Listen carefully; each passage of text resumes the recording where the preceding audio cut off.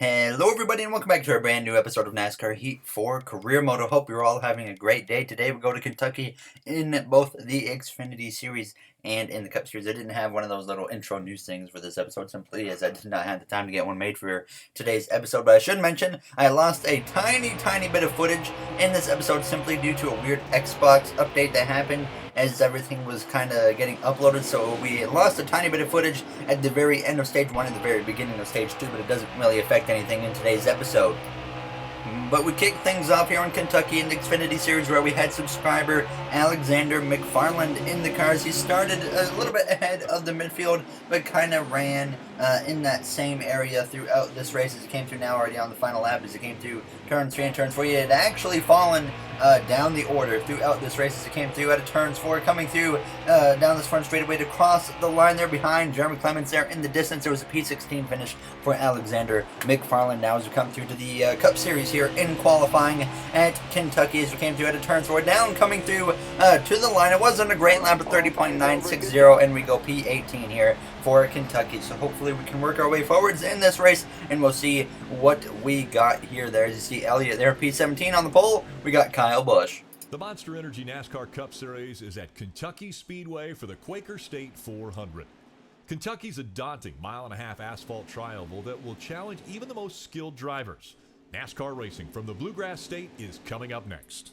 Alright, thank you, Rick Allen. We're ready to go green here at the Quaker State 400 at Kentucky Speedway. Corey LaJoie is friends with us, so he can draft with us. Kyle Busch there is your pole winner. And you see Ryan Truex, Martin Truex Jr.'s little brother, failed technical inspection. He is starting at the back of the field here in this race now as we get ready to go green from the 18th starting position. Chase Elliott on our inside on the row. In front of us, we got Joey Gase and Kevin Harvick, our teammate. Now as the green flag is out, and we are underway. Kyle Busch and Kurt Busch, the two Busch brothers, lead the way now as we start this race. Joey Gase out-qualified us. I don't know if we should be concerned about that. We're going to have to see how this race plays out. Maybe Gase will be a top 20 factor here today in Kentucky as we come through turns 1 on this opening lap. There you saw the 8 of Daniel Hemrick getting past myself. Now that the 2020 season has begun, I'm trying to make sure that I don't call drivers like the 8 there of Hemrick, Tyler Reddick, or make sure I don't call the 41 of myself, Cole Custer, when we're racing against this car next season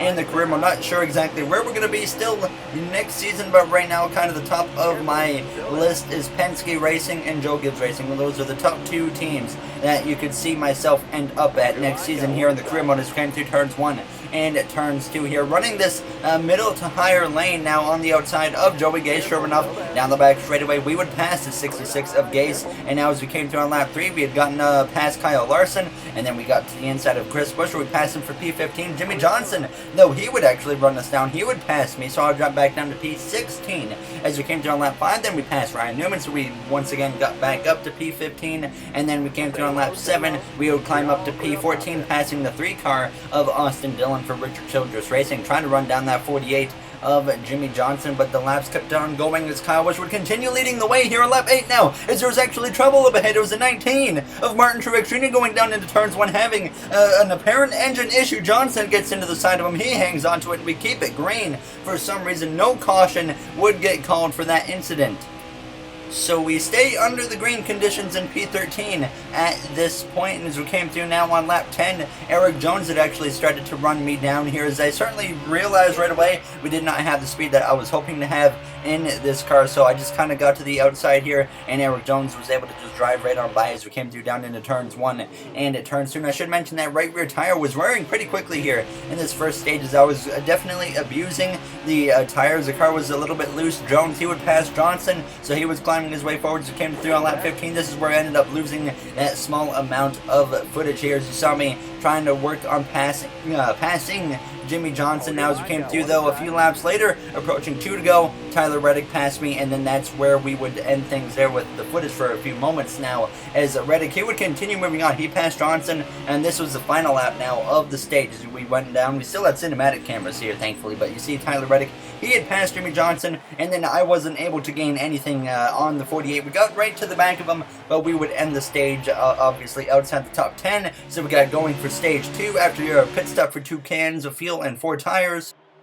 So we got going in the second stage. Kyle Busch was battling for the lead with the 9 of Chase Elliott at this point. This is when I actually got the footage back. Like I said, it was only a small footage loss due to just kind of a weird moment on Xbox. So on those opening laps, though, I fell back to about P12, P13. There you saw me passing the 88 of Alex Bowman. Kevin Harvick, though, had taken the lead now on lap 6 of the second stage here in Kentucky. Now as Bowman was trying to fight back on the outside. If my voice sounds a little bit different still, by the way, I should mention I still am dealing with a bit of a cold now here, and hopefully it goes away soon. Now as we come through turns 1 and now to turns 2, the 34 of Michael McDowell was actually up here in the mix in the top 15. He is going to be in the playoffs. We can definitely say he'll definitely be in the playoffs unless something catastrophic happens to his season, but he should easily make the top 30 in points, and obviously he has a win from this season. Now as we came through out of turns 4, kind of blocking McDowell, and then actually on lap 8 into turn 3, McDowell would get up my inside as I didn't quite have that speed in the car. I was definitely struggling on speed. Now as we came through out of turns 4, heading down this front straightaway as we come through to cross the line. So down to P14 with 9 laps to go here in stage 2, and then the caution comes out as Kyle Busch was leading at this point, and it looks like the caution was from our Stewart Haas Racing teammate of Eric Almirola having issues now, as thankfully in last episode in Daytona we helped him to victory, so he doesn't have to worry anymore. He is locked in the playoffs now as the green flag is back, and we are on the way. The 34 McDowell, though, gets a terrible restart now as we're going to be slowed up, but once we cross the line, I dive to the apron. We're going to take it 3 wide now on this long stretch down towards this first corner. Kyle Busch side by side with Kevin Harvick for the lead. Kurt Busch just behind Kyle as they go down through the center of the corner. As I slid there on the entry of the corner and a little bit on the exit even as well as we go down this back straightaway. A slight block to the 34 of McDowell as well as we go down into turn 3. Jimmy Johnson, the 7-time champion, just behind me as well now, as after he got that win earlier this season in Auto Club, he seemed to slow down a little bit, but he's definitely had glimmers of hope here and there as we actually got into the left rear of our teammate there, of Clint Boyer, who was the only Stewart Haas Racing car on the outside now looking in, and we hope to see Boyer get in because obviously we want all Stewart Haas Racing cars in the playoffs, but it's definitely going to be challenging to get Boyer in. But if we have an opportunity to maybe get Boyer a win, we're going to try and hop on that opportunity and help our teammate of Clint Boyer now, as he still has not won since we started in the Cup Series here in our career mode. Now as we would clear Alex Bowman in the Hendrick Motorsports car, the 88 Camaro, as we would climb up into the top 10 in the final few laps or so of this second stage now, as we would end up getting a caution coming 2 to go in the stage, and that would end it completely, getting P10, 1 point for us. Kyle Busch with the stage victory. Kyle Busch looking strong today. 71 career wins for Kyle Busch coming into this race. He looks for 72 if he wins here today in Kentucky. I made a slight wedge adjustment to make the car a little bit tighter and hope it would help us on a longer run here in Kentucky. Now as we get ready to go green for this third and final stage, as Kyle Busch leads the way as we come through to cross the line. Just 27 laps to go. Towards the last half of last season, I started hyping up Kyle Busch closing in on Dale Earnhardt here in career wins in this career mode. But Kyle Busch certainly has had his slower season this time around. Last season he had, 9 or 10 wins. This season he only has 1 win here at about the halfway point. So definitely not anywhere near as good as he was last season. But he's still slowly closing in on Dale Earnhardt here in the career mode. So we're going to see if Kyle Busch can maybe get 1 step closer here tonight. Now as we come through to cross the line side by side with Kyle Busch's brother of Kurt Busch there. As you see behind us, the 24 of William Byron in the mix as well now, as he's still looking for career win number 1. Would love to see him get career win number 1 in the career mode and in real life as well.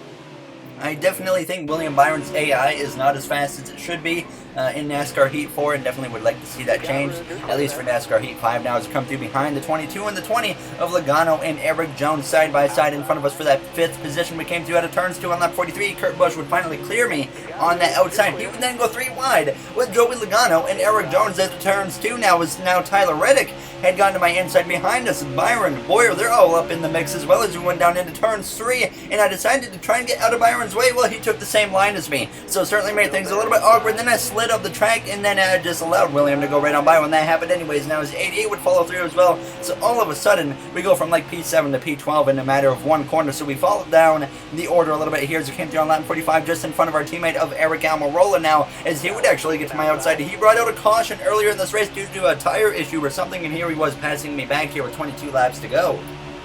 Kyle Busch still leading at this point in the race as well, with just over the 20th lap to go. Marcus come through turns 1 and 2, trying to battle back, but just did not have anything for Eric Almirola. Now as we came through on lap 48 here, just 20 laps to go now as we go down into turns 1, just in front of the 34. We hit the apron and we go spinning in turns 1 and turns 2. We hit the outside wall with the driver's door, and that brings out the caution there, as that was certainly a moment that caught me off guard there, but we thankfully only have 3 seconds of damage, so we don't have to give up a lap or anything. No DNF rule comes into an effect on this one there, as I just clipped the apron, I was trying to be a little bit defensive, I won't lie, over the 34 of McDowell, and I made a mistake, and actually when the car spun out, I started feeling it trying to lift off the ground, but thankfully the car stayed put, and all 4 wheels did remain on the ground. Surprisingly, we haven't actually had a rollover in our career mode so far here, and we're over 100 episodes in, obviously, at this point now, as we came through, trying to battle back our way through the field as we came through on lap 52, so it's certainly just a driver error on my part, and that put us back now as we came through on lap 56, 12 laps ago, and we had actually climbed back inside the top 20 to the outside of the 42 of Kyle Busch, and then we would end up getting another caution here with 12 laps to go, so setting us up for another restart.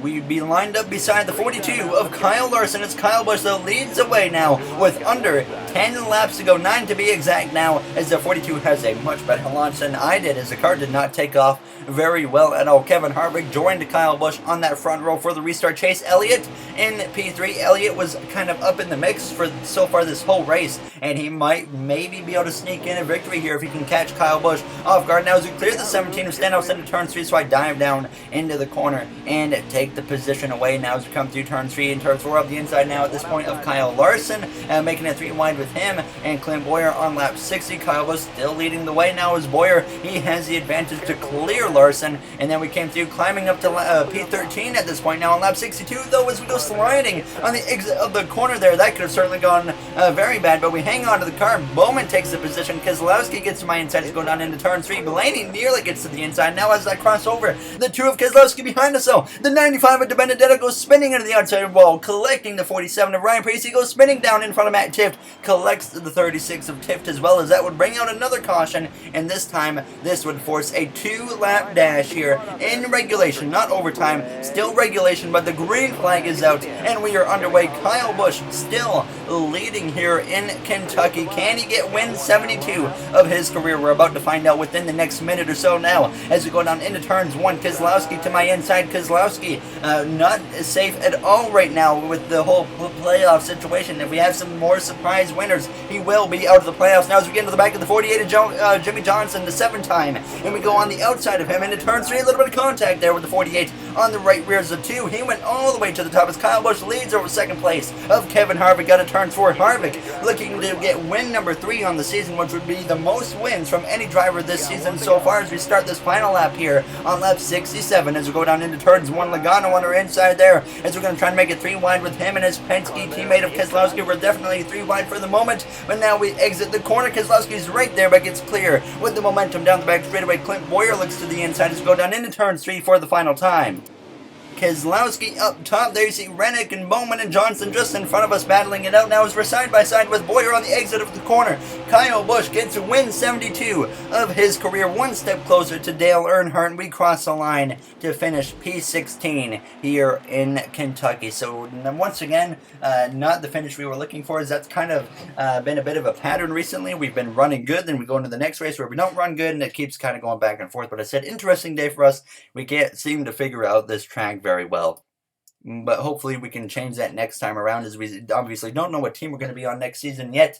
I should throw Ganassi into the mix as well. I definitely have a little bit of interest going to Ganassi Racing, as that definitely the one card kind of sticks out to me. I would like to be teammates with Kyle Larson, possibly.